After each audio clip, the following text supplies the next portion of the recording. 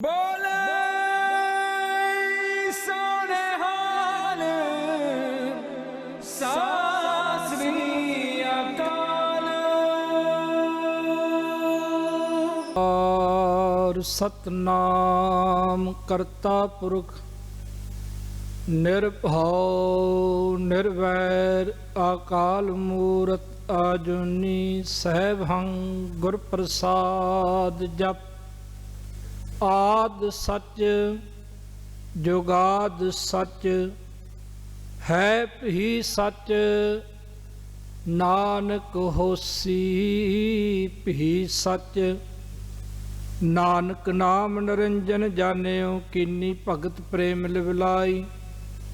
तांते अंगद अंग संग भ्यो शायर तिन शब्द सुरत की नीव रखाई।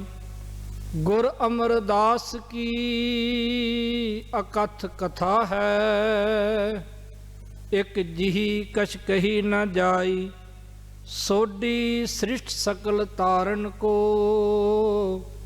अब गुर रामदास को मिली बड़ाई। सतगुरु मेरा सदा सदा ना आवे ना जाए। ओह अबनासी पुरख है सब मैं रिहा समाए। ओह अबनासी पुरख है सब मैं रिहा समाए। रामदास सरोवर नहाते सब उतरे पाप कमाते। धन धन रामदास गुर जिन सिरिया तिनै सवारिया। पूरी होई करामात आप सिरजन हारै धारिया। परम सन्मानयोग गुरु दा खास रूप साध संगत जीओ। जुगो जुग अटल प्रगट गुरां की देह गुरगद्दी ते विराजमान धन श्री गुरु ग्रंथ साहिब जी महाराज सच्चे पातशाह जी। तुम हो सब राजन के राजा आपे आप गरीब नवाजा।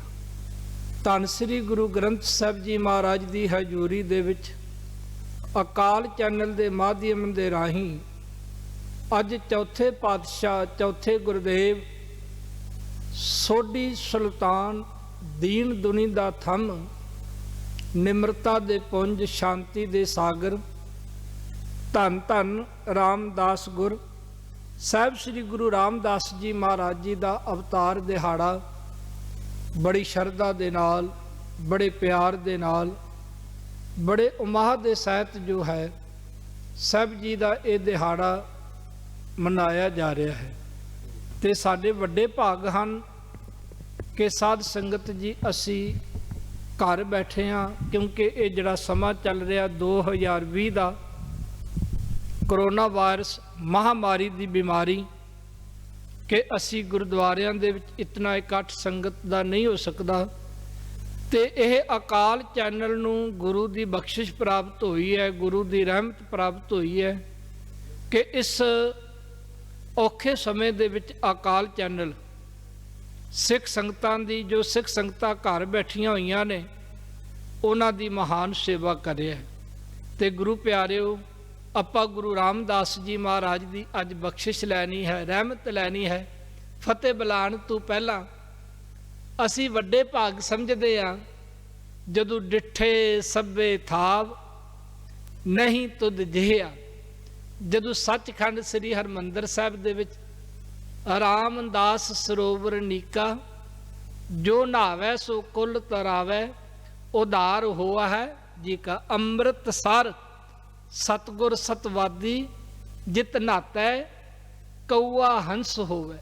गुरु प्यारिओ ओ अमृत सरोवर ओ धन गुरु रामदास जी महाराज की वसाई हुई पावन पवित्र नगरी ते सचखंड श्री हरमंदर साहिब दे विच जदों असी नतमस्तक होंदे आ सानू दीदार प्राप्त होंदे ने। पता नहीं असी किन्नियां क अरदासा गुरु रामदास जी महाराज के दर ते करते हैं ਕਿੰਨਾ ਕੁ ਕੁਝ ਗੁਰੂ ਸਾਹਿਬ ਜੀ ਦੇ ਦਰ ਤੋਂ ਮੰਗਦੇ ਆ ਤੇ ਗਰੀਬ ਨਵਾਜ਼ ਸਤਿਗੁਰੂ ਜੀ ਤੁੱਠੇ ਨੇ, ਬਖਸ਼ਿਸ਼ ਕਰਦੇ ਨੇ, ਝੋਲੀਆਂ ਭਰਦੇ ਨੇ। ਫਤਿਹ ਬੁਲਾਉਣ ਤੋਂ ਪਹਿਲਾਂ ਨਾ ਜੀ ਇੱਕ ਬਹੁਤ ਵਿਦਵਾਨ ਪਿਆਰੇ ਸੱਜਣ ਕਹਿੰਦੇ ਨੇ, ਗੁਰੂ ਰਾਮਦਾਸ ਜੀ ਮਹਾਰਾਜ ਦਾ ਘਰ ਇੱਕ ਐਸਾ ਘਰ ਹੈ ਜੋ ਸਾਡਾ ਪੇਕਾ ਘਰ ਹੈ। ਜਿਵੇਂ ਪੇਕੇ ਘਰ ਦੇ ਵਿੱਚ ਧੀ ਹੋਵੇ ਤੇ ਮਾਂ-ਬਾਪ ਬਿਨਾਂ ਮੰਗਣ ਤੋਂ ਆਪਣੀ ਧੀ ਨੂੰ ਬਹੁਤ ਕੁਝ ਦੇ ਦਿੰਦੇ ਨੇ, ਪਰ ਪੇਕਾ ਘਰ ਇੱਕ ਐਸਾ ਘਰ ਹੁੰਦਾ ਹੈ ਕਿ ਧੀ ਆਪ ਵੀ ਮੰਗ ਕੇ ਲੈ ਲੈਂਦੀ ਹੈ। ਆਪਣੇ ਮਾਂ-ਬਾਪ ਨੂੰ ਪਹਿਲਾਂ ਹੀ ਦੱਸ ਦਿੰਦੀ ਹੈ ਕਿ ਫਲਾਣਾ ਦਿਨ ਆ ਰਿਹਾ, ਫਲਾਣਾ ਦਿਹਾੜਾ ਆ ਰਿਹਾ, ਮੈਨੂੰ ਇਹ ਵੀ ਚਾਹੀਦਾ, ਮੈਨੂੰ ਇਹ ਵੀ ਚਾਹੀਦਾ। ਤੇ ਧੰਨ ਗੁਰੂ ਰਾਮਦਾਸ ਜੀ ਮਹਾਰਾਜ ਸੱਚੇ ਪਾਤਸ਼ਾਹ ਜੀ, ਉਹਨਾਂ ਦਾ ਦਰ ਪੇਕਾ ਘਰ ਹੈ ਸਾਡਾ। ਜੋ ਵੀ ਅਸੀਂ ਮੰਗਦੇ ਹਾਂ ਸਤਿਗੁਰੂ ਜੀ ਝੋਲੀਆਂ ਭਰਦੇ ਨੇ। ਆਓ ਧੰਨ ਸ੍ਰੀ ਗੁਰੂ ਗ੍ਰੰਥ ਸਾਹਿਬ ਜੀ ਮਹਾਰਾਜ ਨੂੰ ਤੇ ਧੰਨ ਗੁਰੂ ਰਾਮਦਾਸ ਜੀ ਮਹਾਰਾਜ ਨੂੰ ਪਿਆਰ ਦੇ ਨਾਲ ਅਦਬ ਦੇ ਸਰ ਫਤਿਹ ਬੁਲਾਈਏ ਜੀ। ਵਾਹਿਗੁਰੂ ਜੀ ਕਾ ਖਾਲਸਾ, ਵਾਹਿਗੁਰੂ ਜੀ ਕੀ ਫਤਿਹ। ਲੈ ਚਲਦੇ ਹਾਂ ਤੁਹਾਨੂੰ ਸੱਚਖੰਡ ਸ੍ਰੀ ਹਰਿਮੰਦਰ ਸਾਹਿਬ ਦੇ ਵਿੱਚ ਹੀ। ਸੁਰਤ ਕਰਕੇ ਜੁੜ ਜਾਵੋ ਸੱਚਖੰਡ ਸ੍ਰੀ ਹਰਿਮੰਦਰ ਸਾਹਿਬ ਦੇ ਨਾਲ। ਅੱਜ ਗੁਰੂ ਦੇ ਵਜ਼ੀਰ ਗ੍ਰੰਥੀ ਸਾਹਿਬਾਨ ਜਦੋਂ ਉਹਨਾਂ ਨੇ ਸੱਚਖੰਡ ਸ੍ਰੀ ਹਰਿਮੰਦਰ ਸਾਹਿਬ ਦੇ ਵਿੱਚ ਅਰਦਾਸ ਕੀਤੀ ਨਾ ਜੀ, ਤੇ ਅਰਦਾਸ ਦੇ ਵਿੱਚ ਇਹ ਬਚਨ ਦੁਹਰਾਏ ਗਏ, ਸਾ ਧਰਤੀ ਪਈ ਹਰਿਆਵਲੀ, ਜਿੱਥੇ ਮੇਰਾ ਸਤਿਗੁਰ ਬੈਠਾ ਆਏ, ਸੇ ਜੰਤ ਪਏ ਹਰਿਆਵਲੇ, ਜਿਨੀ ਮੇਰਾ ਸਤਿਗੁਰ ਦੇਖਿਆ ਜਾਏ।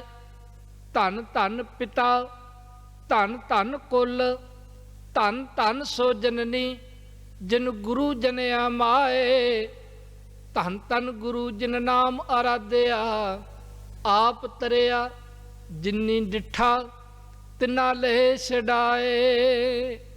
ਗੁਰੂ ਸਾਹਿਬ ਜੀ ਦਾ ਅਵਤਾਰ, ਗੁਰੂ ਸਾਹਿਬ ਜੀ ਦਾ ਜਨਮ ਕਿਸ ਨਗਰ ਦੇ ਵਿੱਚ ਹੋਇਆ, ਕਿਸ ਅਸਥਾਨ ਤੇ ਹੋਇਆ, ਗੁਰੂ ਸਾਹਿਬ ਜੀ ਦੇ ਮਾਤਾ ਪਿਤਾ ਜੀ ਦਾ ਨਾਮ, ਗੁਰੂ ਸਾਹਿਬ ਜੀ ਦੇ ਬਹੁਤ ਨਿਕਟ ਵਰਤੀ ਤੇ ਸਾਧ ਸੰਗਤ ਜੋ ਜੋ ਵੀ ਗੁਰੂ ਸਾਹਿਬ ਜੀ ਦੇ ਸੰਪਰਕ ਦੇ ਵਿੱਚ ਆਏ ਉਹਨਾਂ ਦਾ ਜ਼ਿਕਰ ਕਰਨਾ। ਤੇ ਧੰਨ ਗੁਰੂ ਰਾਮਦਾਸ ਜੀ ਮਹਾਰਾਜ ਸੱਚੇ ਪਾਤਸ਼ਾਹ ਜੀ, ਤਿੰਨਾਂ ਦਾ ਅਵਤਾਰ ਜੋੜਾ ਹੈ ਨਾ ਜੀ। ਲਾਹੌਰ ਦੀ ਧਰਤੀ ਤੇ, ਲਾਹੌਰ ਵਿਖੇ ਚੂਨਾ ਮੰਡੀ, ਜਿਸ ਨੂੰ ਮਹਾਨ ਕੋਸ਼ ਦੇ ਕਰਤਾ ਭਾਈ ਕਾਨ ਸਿੰਘ ਜੀ ਨਾਭਾ ਨੇ ਚੂਨਾ ਮੰਡੀ ਨਹੀਂ ਚੂਨੀ ਮੰਡੀ ਲਿਖਿਆ ਮਹਾਨ ਕੋਸ਼ ਦੇ ਵਿੱਚ। ਕਿਉਂਕਿ ਜਿਹੜਾ ਚੂਨਾ ਮੰਡੀ ਹੈ ਨਾ, ਘਰਾਂ ਨੂੰ ਚੂਨਾ ਕੀਤਾ ਜਾਂਦਾ ਸੀ, ਸਫੇਦੀਆਂ ਕੀਤੀਆਂ ਜਾਂਦੀਆਂ ਸਨ ਪੁਰਾਣੇ ਸਮੇਂ, ਤੇ ਚੂਨਾ ਬਣਾਉਣ ਵਾਲੇ ਉਹਨਾਂ ਦੀਆਂ ਝੌਂਪੜੀਆਂ ਸ਼ਹਿਰ ਤੋਂ ਬਾਹਰ ਹੁੰਦੀਆਂ ਸਨ। ਪਰ ਜਿਸ ਜਗ੍ਹਾ ਤੇ ਅਸਥਾਨ ਹੈ ਨਾ ਜੀ ਗੁਰੂ ਰਾਮਦਾਸ ਜੀ ਮਹਾਰਾਜ ਦਾ, ਉਹ ਸ਼ਹਿਰ ਦੇ ਵਿੱਚ ਹੈ। ਤੇ ਚੂਨੀ ਦੇ ਅਰਥ ਉਹਨਾਂ ਨੇ ਕੀਤੇ, ਜਿੱਥੇ ਹੀਰਾ ਤਰਾਸ਼ਿਆ ਜਾਂਦਾ ਨਾ, ਹੀਰੇ ਦੇ ਛੋਟੇ ਛੋਟੇ ਕੰਨ, ਸਾਧ ਸੰਗਤ ਉਹਨਾਂ ਨੂੰ ਚੂਨੀ ਆਖਦੇ ਨੇ। ਤੇ ਇੱਕ ਐਸੇ ਹੀਰੇ ਦਾ ਜਨਮ ਲਾਹੌਰ ਦੇ ਵਿੱਚ ਹੋਇਆ। ਧੰਨ ਗੁਰੂ ਰਾਮਦਾਸ ਜੀ ਮਹਾਰਾਜ ਦਾ ਪਿਤਾ ਜੀ ਦਾ ਨਾਮ ਹੈ ਪਿਤਾ ਹਰਦਾਸ ਜੀ, ਤੇ ਮਾਤਾ ਜੀ ਦਾ ਨਾਮ ਹੈ ਮਾਤਾ ਦਇਆ ਕੌਰ ਜੀ।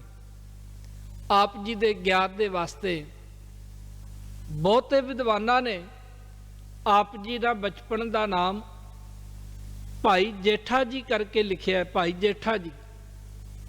ਪਰ ਜਿਹੜਾ ਨਾਮ ਸੀ ਨਾ ਜੀ, ਨਾਮ ਤੇ ਬਚਪਨ ਤੋਂ ਰਾਮਦਾਸ ਹੀ ਰੱਖਿਆ ਗਿਆ ਸੀ। ਪਰ ਘਰ ਦੇ ਵਿੱਚ ਵੱਡੀ ਸੰਤਾਨ ਹੋਣ ਕਰਕੇ, ਵੱਡੇ ਹੋਣ ਕਰਕੇ ਸਾਰੇ ਆਪ ਜੀ ਨੂੰ ਜੇਠਾ ਜੇਠਾ ਹੀ ਕਹਿਣ ਲੱਗ ਪਏ। ਤੇ ਗਿਆਨੀ ਸੰਤ ਸਿੰਘ ਜੀ ਮਸਕੀਨ ਜੀ ਨੇ ਜਦੋਂ ਕਥਾ ਕੀਤੀ, ਤੇ ਉਹਨਾਂ ਨੇ ਕਥਾ ਕਰਦਿਆਂ ਬਚਨ ਕੀਤੇ ਕਿ ਆਪ ਜੀ ਭਾਈ ਜੇਠਾ ਜੀ ਦੇ ਨਾਮ ਦੇ ਨਾਲ ਪ੍ਰਚਲਿਤ ਹੋ ਗਏ। ਵੈਸੇ ਜੇ ਗੁਰਬਾਣੀ ਦੇ ਵਿੱਚ, ਗੁਰੂ ਗ੍ਰੰਥ ਸਾਹਿਬ ਜੀ ਮਹਾਰਾਜ ਦੇ ਵਿੱਚ ਦਰਸ਼ਨ ਕਰੀਏ ਤੇ ਆਪ ਜੀ ਦਾ ਨਾਮ ਜੋ ਹੈ ਉਹ ਰਾਮਦਾਸ ਕਰਕੇ ਹੀ ਆਇਆ ਹੈ, ਜੇਠਾ ਜੀ ਕਰਕੇ ਨਹੀਂ ਆਇਆ। ਪਾਪਾ ਇਸ ਵਾਦ ਇਸ ਚਰਚਾ ਦੇ ਵਿੱਚ ਨਹੀਂ ਪੈਣਾ। ਤੇ ਆਪ ਜੀ ਦੇ ਬਾਕੀ ਭੈਣ ਭਰਾ, ਕੁਝ ਵਿਦਵਾਨਾਂ ਨੇ ਇਹ ਲਿਖਿਆ ਹੈ ਕਿ ਆਪ ਜੀ ਦਾ ਇੱਕ ਹੋਰ ਭਰਾ ਤੇ ਇੱਕ ਹੋਰ ਭੈਣ ਸੀ, ਪਰ ਇਹਨਾਂ ਦਾ ਬਹੁਤਾ ਇਤਿਹਾਸ ਸਾਨੂੰ ਨਹੀਂ ਮਿਲਦਾ। ਬਹੁਤੇ ਵਿਦਵਾਨਾਂ ਦਾ ਮਤ ਹੈ ਕਿ ਆਪ ਜੀ ਆਪਣੇ ਮਾਂ-ਬਾਪ ਦੀ ਇਕਲੌਤੀ ਸੰਤਾਨ ਸਨ। ਤੇ ਆਪ ਜੀ ਦੇ ਪ੍ਰਥਾਏ ਜ਼ਿਕਰ ਮਿਲਦਾ ਹੈ ਕਿ ਆਪ ਜੀ ਦੀ ਬੜੀ ਛੋਟੀ ਜੀ ਅਵਸਥਾ, ਅਜੇ ਤੱਕ 2 ਸਾਲ ਦੇ ਸਨ ਕਿ 2 ਸਾਲ ਦੀ ਉਮਰ ਦੇ ਵਿੱਚ ਆਪ ਜੀ ਦੇ ਸਿਰ ਤੋਂ ਮਾਤਾ ਦਾ ਛਾਇਆ ਉੱਠ ਗਿਆ, ਮਾਂ ਦਾ ਛਾਇਆ ਉੱਠ ਗਿਆ। ਆਪ ਜੀ ਦੇ ਮਾਤਾ ਜੀ ਮਾਤਾ ਦਇਆ ਕੌਰ ਜੀ ਅਕਾਲ ਚਲਾਣਾ ਕਰ ਗਏ। ਹੁਣ ਮਾਂ ਵਰਗਾ ਪਿਆਰ ਹੋਰ ਕੋਈ ਵੀ ਰਿਸ਼ਤੇਦਾਰ, ਮਾਸੀ, ਚਾਚੀ, ਤਾਈ, ਕੋਈ ਵੀ ਮਾਂ ਵਰਗਾ ਪਿਆਰ ਨਹੀਂ ਦੇ ਸਕਦਾ।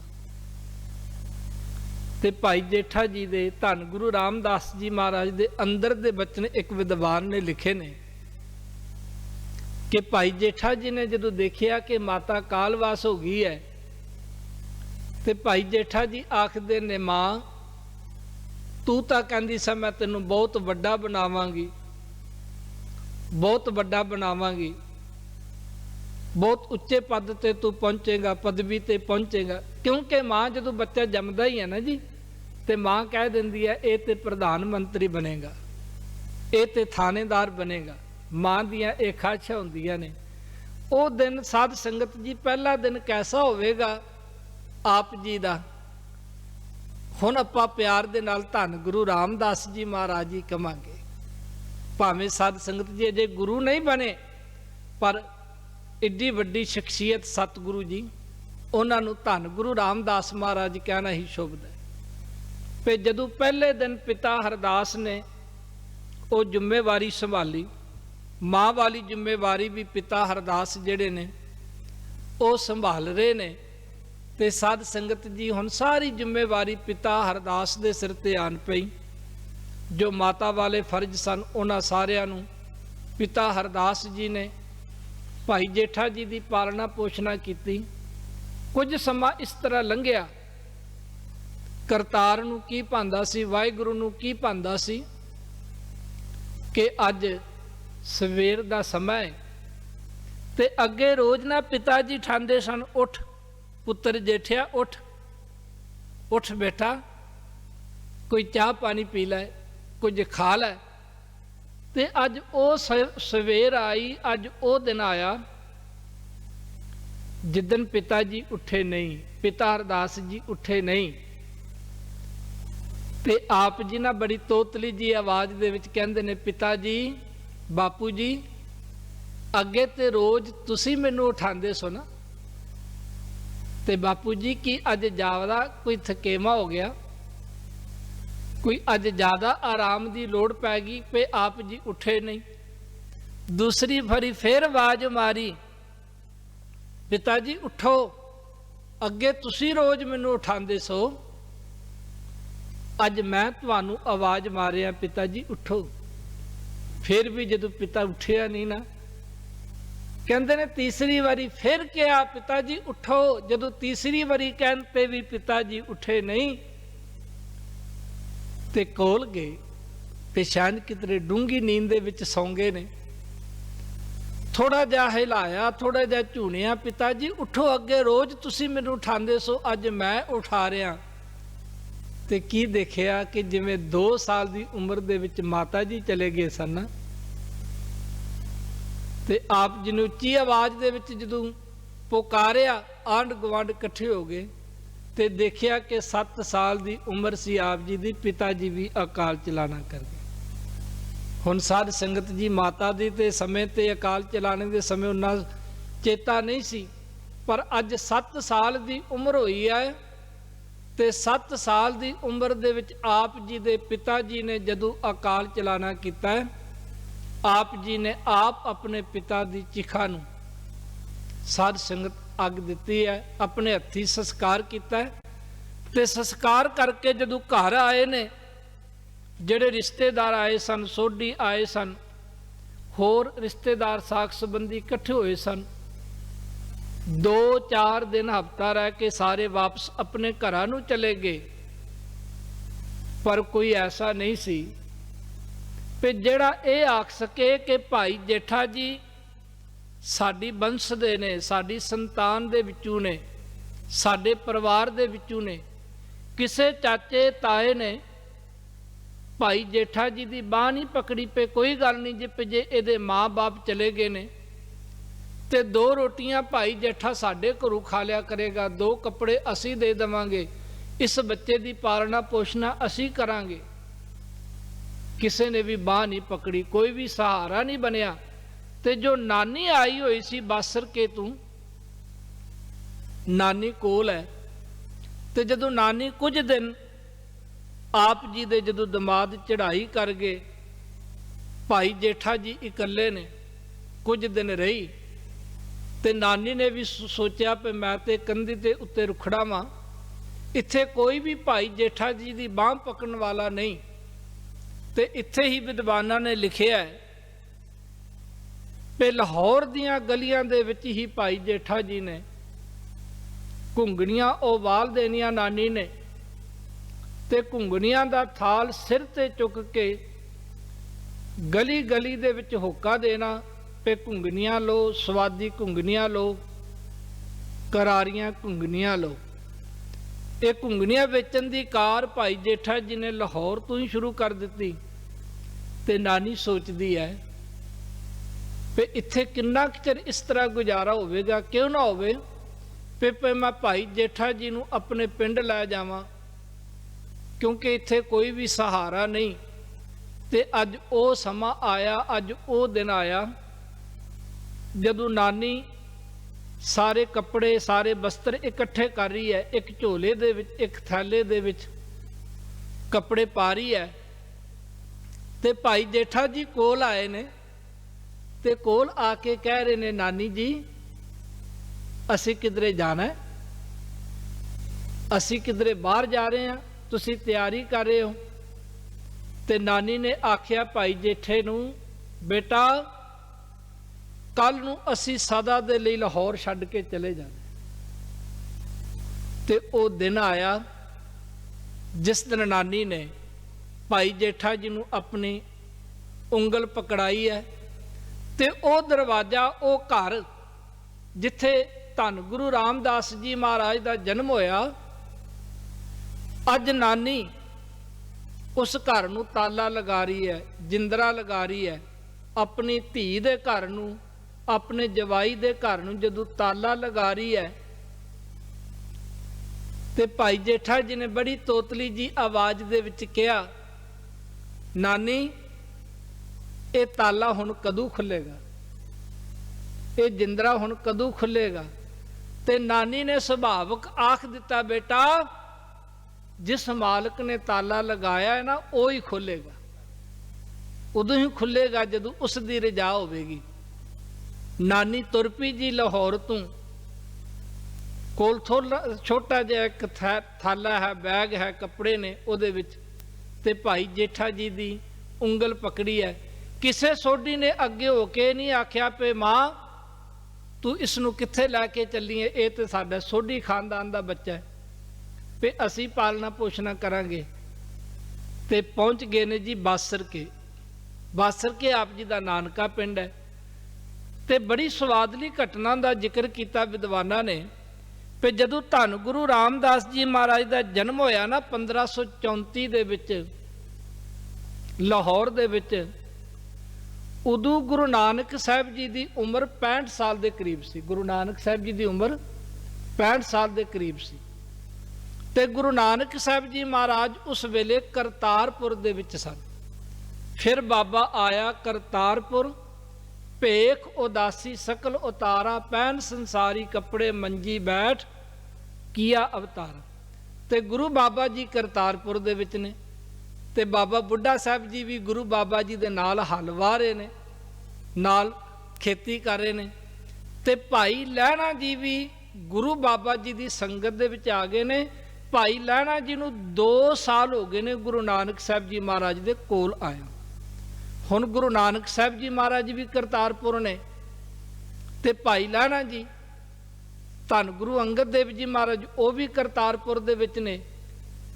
ਤੇ ਤੀਸਰੇ ਪਾਤਸ਼ਾਹ ਗੁਰੂ ਅਮਰਦਾਸ ਜੀ ਭਾਵੇਂ ਗੁਰੂ ਨਹੀਂ ਬਣੇ ਅਜੇ ਤੱਕ ਸਿੱਖ ਵੀ ਨਹੀਂ ਬਣੇ, ਉਹ ਨੇ ਬਾਸਰ ਕੇ। ਤੇ ਧੰਨ ਗੁਰੂ ਰਾਮਦਾਸ ਜੀ ਮਹਾਰਾਜ ਭਾਈ ਜੇਠਾ ਜੀ ਉਹ ਨੇ ਲਾਹੌਰ। ਇੱਕੋ ਸਮੇਂ ਦੇ ਵਿੱਚ 4 ਗੁਰੂ ਸਾਹਿਬਾਨ ਉਹਨਾਂ ਦੇ ਸਰੀਰ ਮੌਜੂਦ ਨੇ, 4 ਗੁਰੂ ਸਾਹਿਬਾਨ ਇੱਕੋ ਸਮੇਂ ਦੇ ਵਿੱਚ। ਤੇ ਜਦੋਂ ਬਾਸਰ ਕੇ ਆ ਗਏ ਤੇ ਬਾਸਰ ਕੇ ਉਸ ਵੇਲੇ ਧੰਨ ਗੁਰੂ ਅਮਰਦਾਸ ਜੀ ਮਹਾਰਾਜ ਅਜੇ ਸਿੱਖ ਵੀ ਨਹੀਂ ਬਣੇ ਤੇ ਆਏ ਤੇ ਆ ਕੇ ਬੱਚੇ ਦੇ ਸਿਰ ਤੇ ਹੱਥ ਰੱਖਿਆ। ਧੰਨ ਗੁਰੂ ਅਮਰਦਾਸ ਜੀ ਨੇ ਕਹਿਣ ਲੱਗੇ ਬੇਟਾ ਕਿਸੇ ਗੱਲੋਂ ਘਬਰਾਵੀ ਨਾ। ਹੱਥ ਰੱਖ ਕੇ ਕਹਿਣ ਲੱਗੇ ਬੇਟਾ ਜੋ ਵੀ ਕਿਸੇ ਚੀਜ਼ ਦੀ ਸ਼ਾਇਦ ਦੀ ਲੋੜ ਹੋਈ ਸਾਨੂੰ ਦੱਸੀ, ਜਿੰਨੇ ਜੁਗੇ ਅਸੀਂ ਹੋਏ ਅਸੀਂ ਤੇਰੀ ਜ਼ਰੂਰ ਮਦਦ ਕਰਾਂਗੇ। ਤੇ ਕੋਲੋਂ ਨਾਨੀ ਬੋਲ ਉੱਠੀ। ਨਾਨੀ ਕਹਿਣ ਲੱਗੀ ਧੰਨ ਗੁਰੂ ਅਮਰਦਾਸ ਜੀ ਮਹਾਰਾਜ ਨੂੰ ਤੇ ਮੈਂ ਤੇ ਕੰਧੀ ਉੱਤੇ ਰੁਖੜਾ ਹਾਂ, ਤੇ ਜੇ ਤੁਸੀਂ ਇਸ ਦੇ ਸਿਰ ਦੇ ਉੱਤੇ ਹੱਥ ਰੱਖਿਆ ਹੈ ਨਾ ਤੇ ਸਦਾ ਇਸ ਦੇ ਸਿਰ ਤੇ ਆਪਣਾ ਇਹ ਬਖਸ਼ਿਸ਼ ਦਾ ਹੱਥ ਰੱਖੀ ਰੱਖਿਓ। ਤੇ ਉਸ ਵੇਲੇ ਧੰਨ ਗੁਰੂ ਅਮਰਦਾਸ ਜੀ ਮਹਾਰਾਜ ਨੇ ਸੁਭਾਵਕ ਹੀ ਕਹਿ ਦਿੱਤਾ, ਕਹਿਣ ਲੱਗੇ ਮਾਂ ਅਸੀਂ ਇਸ ਦੇ ਸਿਰ ਤੇ ਹੱਥ ਕੀ ਰੱਖਣਾ ਹੈ, ਇੰਨੇ ਤੇ ਲੱਖਾਂ ਦੇ ਸਿਰਾਂ ਦੇ ਉੱਪਰ ਹੱਥ ਰੱਖ, ਅਣਗਿਣਤ ਦੇ ਸਿਰਾਂ ਤੇ ਹੱਥ ਰੱਖਣਾ। ਤੇ ਨਾਨੀ ਨੇ ਕਿਹਾ ਨਾ ਇਸ ਦੀਆਂ 2 ਰੋਟੀਆਂ ਰੋਜੀ ਦਾ। ਤੇ ਉਸ ਵੇਲੇ ਹੀ ਗੁਰੂ ਅਮਰਦਾਸ ਜੀ ਮਹਾਰਾਜ ਸੱਚੇ ਪਾਤਸ਼ਾਹ ਜੀ ਕਹਿਣ ਲੱਗੇ ਮਾਂ ਤੂੰ ਇਸ ਦੀਆਂ 2 ਰੋਟੀਆਂ ਦੀ ਚਿੰਤਾ ਕਰ ਰਹੀ ਹੈ, ਇਸਨੇ ਤੇ ਐਸੇ ਭੰਡਾਰੇ ਵੰਡਣੇ ਨੇ ਕਿ ਲੱਖਾਂ ਲੋਕ ਰੋਜ਼ ਇਸ ਦੇ ਘਰ ਦੇ ਵਿੱਚੋਂ ਆ ਕੇ ਖਾਣਗੇ, ਕਦੀ ਟੋਟਾ ਨਹੀਂ ਆਵੇ। ਇਹ ਤੇ ਕਹਿੰਦੇ ਨੇ ਹੁਣ ਬਾਸਰ ਕੇ ਘੁੰਗਰੀਆਂ ਵੇਚਦੇ ਨੇ। ਤੇ ਇੱਕ ਦਿਨ ਘੁੰਗਰੀਆਂ ਵੇਚਦਿਆਂ ਸਵੇਰ ਦਾ ਵੇਲਾ ਹੈ, ਇੱਕ ਸਾਧੂ ਮਹਾਤਮਾ ਦੇ ਨਾਲ ਮਿਲਾਪ ਹੋਇਆ। ਤੇ ਉਸਨੇ ਆਖਿਆ ਬੇਟਾ ਪੁੱਤਰਾ ਮੈਨੂੰ ਕੁਝ ਘੁੰਗਣੀਆਂ ਦੇਵੇਂਗਾ, ਭੁੱਖ ਬਹੁਤ ਲੱਗੀ ਹੈ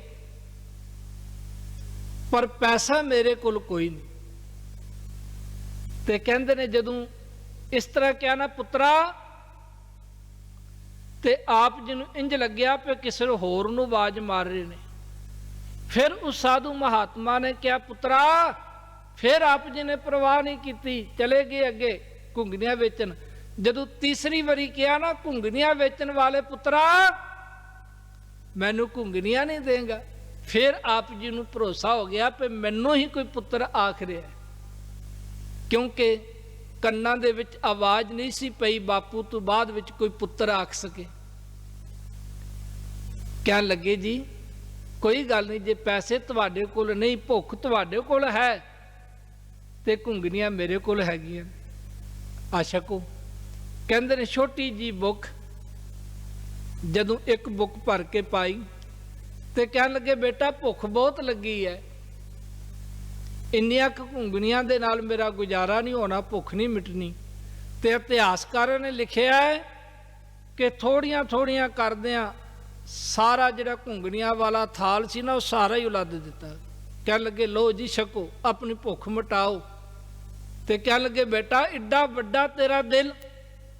ਤੇ ਉਸ ਵੇਲੇ ਉਸ ਸਾਧੂ ਮਹਾਤਮਾ ਕਹਿਣ ਲੱਗੇ ਬੇਟਾ ਜਾ, ਸਮਾਂ ਆਵੇਗਾ ਤੇਰੇ ਘਰ ਦੇ ਵਿੱਚ ਟੋਕਰੇ ਭਰ ਭਰ ਕੇ ਵਰਤਾਏ ਜਾਣਗੇ, ਕਦੀ ਵੀ ਤੇਰੇ ਘਰ ਦੇ ਵਿੱਚ ਕਮੀ ਨਹੀਂ ਆਵੇਗੀ। ਇਹ ਉਸ ਵੇਲੇ ਉਸ ਸਾਧੂ ਮਹਾਤਮਾ ਨੇ ਬਚਨ ਕੇ ਆਪ ਜੀ ਵਾਸਤੇ।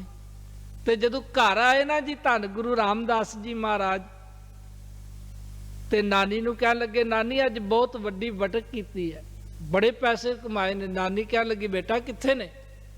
ਕਹਿਣ ਲੱਗੇ ਦੁਨਿਆਵੀ ਪੈਸੇ ਨਹੀਂ ਮਾਂ, ਅੱਜ ਪਹਿਲੀ ਵਾਰੀ ਪਿਤਾ ਤੋਂ ਬਾਅਦ ਵਿੱਚ ਮੈਨੂੰ ਪੁੱਤਰਾ ਕਿਸੇ ਨੇ ਕਹਿ ਕੇ ਸੰਬੋਧਨ ਕੀਤਾ ਤੇ ਇਸ ਤਰ੍ਹਾਂ ਮੈਂ ਉਹਨਾਂ ਨੂੰ ਘੁੰਗਣੀਆਂ ਸਿਖਾਈਆਂ ਤੇ ਇਸ ਤਰ੍ਹਾਂ ਉਹਨਾਂ ਨੇ ਬਚਨ ਕੇ। ਤੇ ਨਾਨੀ ਕਹਿਣ ਲੱਗੀ ਕਿ हे ਅਕਾਲ ਪੁਰਖ ਵਾਹਿਗੁਰੂ, हे ਪ੍ਰਮਾਤਮਾ, ਜੇ ਤੂੰ ਮੇਰੇ ਇਸ ਦੋਤਰੇ ਨੂੰ ਦਿਲ ਏਡਾ ਵੱਡਾ ਦਿੱਤਾ ਹੈ, ਬੜੇ ਮਿਹਨਤੀ ਸਨ ਭਾਈ ਜੇਠਾ ਜੀ, ਜੇ ਤੂੰ ਦਿਲ ਇੰਨਾ ਵੱਡਾ ਦਿੱਤਾ ਹੈ ਤੇ हे ਪ੍ਰਭੂ ਮੇਰੇ ਇਸ ਦੋਤਰੇ ਨੂੰ ਦਾਤਾਂ ਵੀ ਇੰਨੀਆਂ ਦੇ, ਖਜ਼ਾਨੇ ਵੀ ਇੰਨੇ ਦੇ, ਭੰਡਾਰੇ ਵੀ ਇੰਨੇ ਦੇ ਤੇ ਇਹ ਦਿਲ ਖੋਲ ਕੇ ਵੰਡਦਾ ਰਵੇ ਤੇ ਕਦੀ ਟੋਟਾ ਨਾ ਆਵੇ। ਇਹ ਨਾਨੀ ਦੀ ਅਰਦਾਸ। ਤੇ ਮਾਂ ਨੇ ਕਿਹਾ ਸੀ ਨਾ, ਬੇਟਾ ਮੈਂ ਤੈਨੂੰ ਵੱਡਾ ਬਣਾਉਣਾ ਚਾਹੁੰਦੀ ਆ, ਬਹੁਤ ਵੱਡਾ ਬਣਾਉਣਾ ਚਾਹੁੰਦੀ ਆ। ਤੇ ਇਸ ਤਰ੍ਹਾਂ ਨਾਨੀ ਨੇ ਵੀ ਅਰਦਾਸ ਕੀਤੀ। ਇੱਧਰ ਸਮਾਂ ਆ ਗਿਆ ਜੀ, ਧੰਨ ਗੁਰੂ ਅੰਗਦ ਦੇਵ ਜੀ ਮਹਾਰਾਜ ਤੋਂ ਬਾਅਦ ਵਿੱਚ ਗੁਰੂ ਅਮਰਦਾਸ ਜੀ ਮਹਾਰਾਜ ਤਖਤ ਤੇ ਬੈਠੇ ਨੇ, ਸੁਭਾਏਮਾਨ ਹੋਏ ਨੇ। ਤੇ ਗੁਰੂ ਅਮਰਦਾਸ ਜੀ ਮਹਾਰਾਜ ਆਪਣੇ ਪਰਿਵਾਰ ਨੂੰ, ਆਪਣੇ ਰਿਸ਼ਤੇਦਾਰ ਸਾਖ ਸੰਬੰਧੀਆਂ ਨੂੰ ਗੋਇੰਦਵਾਲ ਸਾਹਿਬ ਲੈ ਆਏ। ਤੇ ਉੱਥੇ ਨਾਲ ਹੀ ਭਾਈ ਜੇਠਾ ਜੀ ਤੇ ਇਹਨਾਂ ਦੇ ਨਾਨੀ ਜੀ ਉਹ ਵੀ ਗੋਇੰਦਵਾਲ ਸਾਹਿਬ ਆ ਗਏ। ਹੁਣ ਇਤਿਹਾਸਕਾਰਾਂ ਨੇ ਜ਼ਿਕਰ ਕੀਤਾ ਹੈ ਕਿ ਜਦੋਂ ਗੋਇੰਦਵਾਲ ਸਾਹਿਬ ਆਏ ਨੇ, ਕੁਝ ਦਿਨਾਂ ਬਾਅਦ ਹੀ ਨਾਨੀ ਵੀ ਅਕਾਲ ਚਲਾਣਾ ਕਰ ਗਈ। ਤੇ ਅਕਾਲ ਚਲਾਣੇ ਤੋਂ ਪਹਿਲਾਂ ਬਾਂਹ ਪਕੜਾ ਕੇ ਗੁਰੂ ਅਮਰਦਾਸ ਜੀ ਮਹਾਰਾਜ ਨੂੰ ਕਿ ਤੁਸੀਂ ਇਸ ਬੱਚੇ ਦਾ ਖਿਆਲ ਰੱਖਣਾ, ਤੁਸੀਂ ਇਸ ਬੱਚੇ ਦਾ ਸਹਾਰਾ ਬਣਨਾ। ਤੇ ਭਾਈ ਜੇਠਾ ਜੀ ਜਦੋਂ ਗੋਇੰਦਵਾਲ ਸਾਹਿਬ ਆਏ ਨੇ ਨਾ ਜੀ, ਬੜੀਆਂ ਮਹਾਨ ਸੇਵਾਵਾਂ ਨਿਭਾਈਆਂ ਨੇ। ਇੱਥੇ ਵੀ ਪਹਿਲਾਂ ਆਪ ਜੀ ਨੇ ਕੁਝ ਦਿਨ ਘੁੰਗਣੀਆਂ ਵੇਚਣ ਦੀ ਕਾਰ ਕੀਤੀ। ਗੋਇੰਦਵਾਲ ਦੀਆਂ ਗਲੀਆਂ ਦੇ ਵਿੱਚ ਵੀ ਘੁੰਗਣੀਆਂ ਵੇਚ ਰਹੇ ਨੇ। ਤੇ ਬੌਲੀ ਸਾਹਿਬ ਜੀ ਦੀ ਸੇਵਾ ਜਿਹੜੀ ਹੋ ਰਹੀ ਹੈ ਉਹਦੇ ਵਿੱਚ ਵੀ ਆਪ ਜੀ ਬੜਾ ਵੱਡਾ ਯੋਗਦਾਨ ਪਾ ਰਹੇ ਨੇ। ਤੇ ਇੱਕ ਦਿਨ ਦਾ ਜ਼ਿਕਰ ਹੈ ਜੀ, ਧੰਨ ਗੁਰੂ ਅਮਰਦਾਸ ਜੀ ਮਹਾਰਾਜ ਸੱਜੇ ਨੇ, ਮਾਤਾ ਮਨਸਾ ਦੇਈ ਜੀ ਹੈ ਲਾਗੀ ਕੋਲ ਬੈਠੇ ਨੇ। ਤੇ ਬੀਬੀ ਭਾਨੀ ਦੇ ਰਿਸ਼ਤੇ ਦੀ ਜਦੋਂ ਗੱਲ ਹੋ ਰਹੀ ਹੈ ਤੇ ਲਾਗੀ ਪੁੱਛ ਰਹੇ ਨੇ ਕਿ ਆ ਬੀਬੀ ਭਾਨੀ ਵਾਸਤੇ, ਬੱਚੀ ਭਾਨੀ ਵਾਸਤੇ ਜਿਹੜਾ ਰਿਸ਼ਤਾ ਵੇਖਣਾ, ਵਰ ਦੇਖਣਾ ਵੀ ਕਿੰਨੀ ਕੁ ਉਮਰ ਦਾ ਹੋਵੇ, ਕਿਸ ਤਰ੍ਹਾਂ ਦਾ ਲੜਕਾ ਤੁਸੀਂ ਚਾਹੁੰਦੇ ਹੋ। ਕਿਉਂਕਿ ਉਦੋਂ ਇਹ ਲਾਗੀ ਸਭ ਕੁਝ ਕਰਿਆ ਕਰਦੇ ਸਨ, ਰਿਸ਼ਤੇ ਲਾਗੀ ਕਰਦੇ ਸਨ। ਤੇ ਜੋ ਲਾਗੀ ਕਰ ਆਣ ਉਹ ਪ੍ਰਵਾਨ ਕਰਨਾ ਪੈਂਦਾ ਸੀ। ਤੇ ਅਜੇ ਤੱਕ ਸਤਿਗੁਰੂ ਜੀ ਆਪਣੇ ਮੁਖਾਰਬਿੰਦ ਤੋਂ ਨਹੀਂ ਬੋਲੇ ਕਿ ਸਤਿਗੁਰੂ ਜੀ ਦੇ ਮਹਿਲ ਮਨਸਾ ਦੇਈ ਕੋਲ ਬੈਠੇ ਕਹਿਣ ਲੱਗੇ ਪਏ ਆ ਜਿਹੜਾ ਬੱਚਾ ਘੁੰਗਣੀਆਂ ਵੇਚ ਰਿਹਾ ਨਾ, ਇਸ ਤਰ੍ਹਾਂ ਦਾ ਹੋਵੇ ਤੇ ਇੰਨੀ ਕੁ ਉਮਰ ਦਾ ਹੀ ਹੋਵੇ। ਧੰਨ ਗੁਰੂ ਅਮਰਦਾਸ ਜੀ ਮਹਾਰਾਜ ਹੱਸੇ ਮੁਸਕਰਾਏ ਤੇ ਕਹਿਣ ਲੱਗੇ ਭਾਗਾਂ ਵਾਲੀਏ, ਇਹਦੇ ਵਰਗਾ ਤਾਂ ਨਿਰੰਕਾਰ ਨੇ ਇਹੀ ਪੈਦਾ ਕੀਤਾ ਹੈ, ਇਹਦੇ ਵਰਗਾ ਤੇ ਹੋਰ ਕੋਈ ਹੈ ਹੀ ਨਹੀਂ। ਤੇ ਆਪਣੇ ਹਜੂਰੀਏ ਸੇਵਕ ਭਾਈ ਬੱਲੂ ਨੂੰ ਕਹਿਣ ਲੱਗੇ ਬੇਟਾ ਜਾਓ ਆ ਜਿਹੜਾ ਬੱਚਾ ਘੁੰਗਰੀਆਂ ਵੇਚ ਰਿਹਾ ਨਾ ਬੁਲਾ ਕੇ ਲਿਆਓ। ਤੇ ਜਦੋਂ ਇਹ ਸੁਨੇਹਾ ਮਿਲਿਆ ਕਿ ਤੁਹਾਨੂੰ ਗੁਰੂ ਅਮਰਦਾਸ ਜੀ ਮਹਾਰਾਜ ਨੇ ਬੁਲਾਇਆ ਤੇ ਕਹਿੰਦੇ ਨੇ ਭਾਈ ਜੇਠਾ ਜੀ ਗਦ ਗਦ ਹੋ ਗਏ, ਕਹਿਣ ਲੱਗੇ ਮੇਰੇ ਧੰਨ ਭਾਗ ਲੋਕ ਗੁਰੂ ਗੁਰੂ ਕਰਦੇ ਨੇ, ਗੁਰੂ ਕੋਲ ਚੱਲ ਕੇ ਜਾਂਦੇ ਨੇ ਤੇ ਮੈਨੂੰ ਗੁਰੂ ਨੇ ਬੁਲਾਇਆ। ਸੋਚਦੇ ਨੇ ਸਤਿਗੁਰੂ ਸਾਹਿਬ ਜੀ ਨੂੰ ਮੱਥਾ ਕੀ ਟੇਕਾਂਗਾ, ਭੇਟਾਂ ਕੀ ਰੱਖਾਂਗਾ। ਸਵੇਰ ਦਾ ਵੇਲਾ ਸੀ, ਲੰਬੀ ਸੋਚ ਤੋਂ ਬਾਅਦ ਪੇ ਘੁੰਗਣੀਆਂ ਦੀ ਬੁੱਕ ਭਰ ਕੇ ਹੀ ਮੱਥਾ ਟੇਕ ਦੇਵਾਂਗਾ। ਇਸ ਤਰ੍ਹਾਂ ਹੀ ਹੋਇਆ ਜੀ, ਘੁੰਗਣੀਆਂ ਦੀ ਬੁੱਕ ਭਰ ਕੇ ਮੱਥਾ ਟੇਕ ਦਿੱਤੀ। ਤੇ ਧੰਨ ਗੁਰੂ ਅਮਰਦਾਸ ਜੀ ਮਹਾਰਾਜ ਕਹਿਣ ਲੱਗੇ ਬੇਟਾ ਝੋਲੀ ਕਰ। ਝੋਲੀ ਕੀਤੀ ਤੇ 5 ਪੈਸੇ ਤੇ ਗੁੜ ਦੀ ਰੇੜੀ ਝੋਲੀ ਦੇ ਵਿੱਚ ਪਾ ਕੇ ਕਹਿਣ ਲੱਗੇ ਅੱਜ ਤੂੰ ਅਸੀਂ ਆਪਣੀ ਬੱਚੀ ਭਾਨੀ ਦਾ ਰਿਸ਼ਤਾ ਤੇਰੇ ਨਾਲ ਕੀਤਾ। ਕਹਿੰਦੇ ਜਦੋਂ ਇਹ ਬਚਨ ਕਹੇ ਨਾ ਤੇ ਭਾਈ ਜੇਠਾ ਜੀ ਅੱਖਾਂ ਦੇ ਵਿੱਚੋਂ ਹੰਝੂ ਵਹਿ ਤੁਰੇ। ਉਹ ਸ਼ਹਿਨਸ਼ਾਹ ਦੇ ਸ਼ਹਿਨਸ਼ਾਹ ਸੱਚੇ ਪਾਤਸ਼ਾਹ ਤੁਸੀਂ ਆਪਣੀ ਬੱਚੀ ਦਾ ਰਿਸ਼ਤਾ ਮੇਰੇ ਨਾਲ, ਘਰ ਮੇਰਾ ਕੋਈ ਨਹੀਂ, ਮਾਂ ਬਾਪ ਮੇਰਾ ਕੋਈ ਨਹੀਂ, ਯਤੀਮ ਬੱਚਾ ਵਾਂ, ਕਾਰੋਬਾਰ ਮੇਰਾ ਕੋਈ ਨਹੀਂ। ਤੇ ਜਦੋਂ ਇਹ ਸਾਰੇ ਬਚਨ ਕਹਿ ਰਹੇ ਨਾ ਭਾਈ ਜੇਠਾ ਜੀ ਨੇ ਤੇ ਕਹਿੰਦੇ ਨੇ ਧੰਨ ਗੁਰੂ ਅਮਰਦਾਸ ਜੀ ਮਹਾਰਾਜ ਹੋਰ ਵੀ ਹੱਸੇ, ਹੋਰ ਵੀ ਮੁਸਕਰਾਏ, ਕਹਿਣ ਲੱਗੇ ਜੇਠਿਆ ਫਿਰ ਤੇ ਮੇਰੇ ਹੋਰ ਵੀ ਵੱਡੇ ਭਾਗ ਪੇ ਜੋ ਗੁਰੂ ਵੱਡੇ ਗੁਰੂ ਸਾਹਿਬ ਗੁਰੂ ਅੰਗਦ ਦੇਵ ਜੀ ਮਹਾਰਾਜ ਕਿਹਾ ਕਰਦੇ ਸਨ ਪੇ ਅਮਰਦਾਸ ਤੂੰ ਨਿਥਾਵਿਆਂ ਦਾ ਥਾਨ, ਨਿਮਾਨਿਆਂ ਦਾ ਮਾਨ, ਨਿਓਟਿਆਂ ਦੀ ਓਟ, ਨਿਆਸਰਿਆਂ ਦਾ ਆਸਰਾ, ਨਿਧਰਿਆਂ ਦੀ ਧਿਰ, ਤੁਮ ਹੋ ਨਿਥਾਵਨ ਥਾਨ ਕਰ ਹੋ ਨਿਮਾਨ ਨਿਮਾਨ। ਗੁਰ ਪ੍ਰਤਾਪ ਸੂਰਜ ਗ੍ਰੰਥ ਵਿੱਚ ਤੇ ਅੱਜ ਵੱਡੇ ਗੁਰੂ ਸਾਹਿਬਾਂ ਦੇ ਬਚਨ ਪੂਰੇ ਹੋਏ ਨੇ। ਤੇ ਕੋਲ ਸੀ ਮਾਤਾ ਮਨਸਾ ਦੇਈ ਜੀ, ਕਹਿਣ ਲੱਗੇ ਪਤੀ ਜੀ ਤੁਸੀਂ ਰਿਸ਼ਤਾ ਤਾਂ ਕਰ ਦਿੱਤਾ ਪਰ ਜਦੋਂ ਧੀ ਦਾ ਰਿਸ਼ਤਾ ਕਰੀਏ ਤੇ ਤੁਹਾਨੂੰ ਪਤਾ ਕਈ ਕੁਝ ਦੇਖਣਾ ਪੈਂਦਾ ਹੈ, ਘਰ ਦੇਖਣਾ ਪੈਂਦਾ ਹੈ, ਕਾਰੋਬਾਰ ਦੇਖਣਾ ਪੈਂਦਾ ਹੈ, ਕੁਲ ਦੇਖਣੀ ਪੈਂਦੀ ਹੈ। ਦੇਖੋ ਜੇ ਆਪਾਂ ਰਿਸ਼ਤਾ ਕਰ ਵੀ ਦਈਏ ਨਾ ਕਿਤੇ ਅੱਜ ਵੀ ਤੇ ਕਹੀਦਾ ਪੇ ਜਾ ਕੇ ਥੋੜਾ ਪਤਾ ਕਰੋ ਇਸ ਪਰਿਵਾਰ ਦੇ ਬਾਰੇ, ਪਿਛੋਕੜ ਦੇ ਬਾਰੇ, ਪੇ ਕਿਸ ਤਰ੍ਹਾਂ ਦਾ ਪਰਿਵਾਰ ਹੈ। ਤੇ ਦਾਤਾ ਜੇ ਤੁਸੀਂ ਰਿਸ਼ਤਾ ਕਰ ਹੀ ਦਿੱਤਾ ਹੈ ਤੇ ਇਸ ਦਾ ਘਰ, ਇਸ ਦਾ ਕਾਰੋਬਾਰ, ਇਸ ਦੀ ਕੁਲ ਤੇ ਧੰਨ ਗੁਰੂ ਅਮਰਦਾਸ ਜੀ ਮਹਾਰਾਜ ਕਹਿਣ ਲੱਗੇ, ਭਾਗਾਂ ਵਾਲੀਏ, ਲੋਕਾਂ ਦੇ ਘਰ ਸਮੇਂ ਦੀ ਗਰਦਸ਼ ਦੇ ਨਾਲ ਢਹਿ ਜਾਂਦੇ ਨੇ, ਪੁਰਾਣੇ ਹੋ ਜਾਂਦੇ ਨੇ, ਬੰਦ ਹੋ ਜਾਂਦੇ ਨੇ। ਕਹਿੰਦੇ ਨੇ ਇਸ ਦਾ ਘਰ ਐਸਾ ਹੋਵੇਗਾ ਜਿਹੜਾ ਰਹਿੰਦੀ ਦੁਨੀਆ ਤੱਕ ਇਸ ਦਾ ਘਰ ਅਟਲ ਰਹੇਗਾ। ਇਸ ਦੇ ਘਰ ਵਰਗਾ ਹੋਰ ਘਰ ਹੀ ਕੋਈ ਨਹੀਂ ਹੋਵੇਗਾ। ਲੋਕਾਂ ਦੇ ਘਰਾਂ ਨੂੰ ਜਿੰਦਰੇ ਲੱਗ ਜਾਂਦੇ ਨੇ, ਇਸ ਦੇ ਘਰ ਨੂੰ ਕਦੀ ਜਿੰਦਰਾ ਨਹੀਂ ਲੱਗੇਗਾ। ਦੂਸਰਾ ਤੂੰ ਪੁੱਛਿਆ ਵੀ ਇਸ ਦੀ ਰੋਜੀ ਦਾ ਕੀ ਬਣੇਗਾ? ਤੇ ਧੰਨ ਗੁਰੂ ਅਮਰਦਾਸ ਜੀ ਮਹਾਰਾਜ ਕਹਿਣ ਲੱਗੇ, ਤੂੰ ਇਸ ਦੀ ਰੋਜੀ ਦੀ ਗੱਲ ਕਰ ਰਹੀ ਹੈ, ਇਸ ਦੇ ਦਰ ਤੇ ਆ ਕੇ ਲੱਖਾਂ ਲੋਕ ਰੋਜ਼ ਖਾਣਗੇ, ਕਦੀ ਤੋਟਾ ਨਹੀਂ ਆਵੇ। ਸਭ ਤੋਂ ਵੱਡੀ ਕਿਚਨ ਜੇ ਵਰਲਡ ਦੀ ਹੈ ਤੇ ਉਹ ਧੰਨ ਗੁਰੂ ਰਾਮਦਾਸ ਜੀ ਮਹਾਰਾਜ ਦਾ ਲੰਗਰ ਹੈ, ਜਿਸ ਤੇ ਦੁਨੀਆ ਦਾ ਸਭ ਤੋਂ ਵੱਡਾ ਲੰਗਰ ਰੋਜ਼ ਬਣਦਾ ਹੈ। ਹੋਰ ਕਿਸੇ ਧਰਮ ਦੇ ਵਿੱਚ, ਹੋਰ ਕਿਸੇ ਮਜ਼ਹਬ ਦੇ ਵਿੱਚ, ਹੋਰ ਕਿਸੇ ਦੇਸ਼ ਦੇ ਵਿੱਚ ਕੋਈ ਸਾਲ ਵਿੱਚ ਕੋਈ ਉਹਨਾਂ ਦਾ ਇੱਕ ਦਿਨ ਹੋਵੇਗਾ ਜਿੱਦਣ ਉਹਨਾਂ ਦਾ ਕੋਈ ਦਿਹਾੜਾ ਹੁੰਦਾ, ਫੈਸਟੀਵਲ ਹੁੰਦਾ, ਤਿਉਹਾਰ ਹੁੰਦਾ, ਇੱਕ ਦਿਨ ਸਾਲ ਦੇ ਵਿੱਚ ਕੋਈ ਲੰਗਰ ਬਣਦਾ ਹੋਵੇਗਾ। ਪਰ ਗੁਰੂ ਰਾਮਦਾਸ ਜੀ ਮਹਾਰਾਜ ਦੇ ਦਰ ਤੇ ਰੋਜ਼ ਇੰਨਾ ਲੰਗਰ ਬਣਦਾ ਹੈ ਕਿ ਲੱਖਾਂ ਲੋਕ ਆ ਕੇ ਉੱਥੇ ਛਕਦੇ ਨੇ, ਕਦੀ ਵੀ ਤੋਟਾ ਨਹੀਂ ਆਉਂਦਾ। ਤੇ ਤੀਸਰਾ ਪੁੱਛਿਆ ਵੀ ਇਹਨਾਂ ਦੀ ਕੁਲ, ਇਹਨਾਂ ਦੀ ਬੰਸ, ਤੇ ਕਹਿੰਦੇ ਇਹ ਕੁਲ ਭੂਸ਼ਣ ਹੋਵਣਗੇ, ਸੋਢੀਆਂ ਦੀ ਕੁਲ ਚੱਲ ਪਵੇਗੀ, ਸੋਢੀਆਂ ਦੀ ਪੀੜ੍ਹੀ ਚੱਲੇਗੀ। ਇਹ ਬਚਨ ਕੀਤੇ ਤੇ ਬੀਬੀ ਭਾਨੀ ਦਾ ਰਿਸ਼ਤਾ ਜਿਹੜਾ ਸੀ ਉਹ ਧੰਨ ਗੁਰੂ ਰਾਮਦਾਸ ਜੀ ਮਹਾਰਾਜ ਦੇ ਨਾਲ ਕਰ ਦਿੱਤਾ।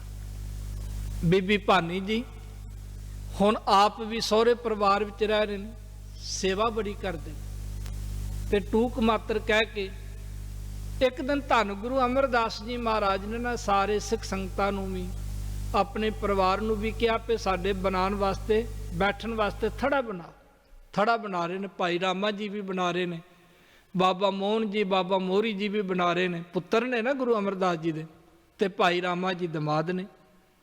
ਤੇ ਬਾਬਾ ਮੋਹਨ ਜੀ ਤੇ ਬਾਬਾ ਮੋਹਰੀ ਜੀ ਨੇ ਤੇ ਪਹਿਲਾਂ ਹੀ ਇਨਕਾਰ ਕਰ ਦਿੱਤਾ, ਇੱਕ ਦੋ ਵਾਰੀ ਥੜੇ ਬਣਾਏ ਨਾ, ਕਹਿਣ ਲੱਗੇ ਬਾਪੂ ਸਾਡੇ ਕੋਲੋਂ ਥੜੇ ਨਹੀਂ ਬਣਦੇ, ਜੇ ਤੈਨੂੰ ਪਸੰਦ ਨਹੀਂ ਨਾ ਆ ਰਹੇ ਵੀ ਸਾਡਾ ਕੋਈ ਕਸੂਰ ਨਹੀਂ ਬਾਪੂ, ਤੇਰੇ ਵੱਸ ਦੀ ਗੱਲ ਨਹੀਂ, ਅਸੀਂ ਨਹੀਂ ਬਣਾ ਸਕਦੇ।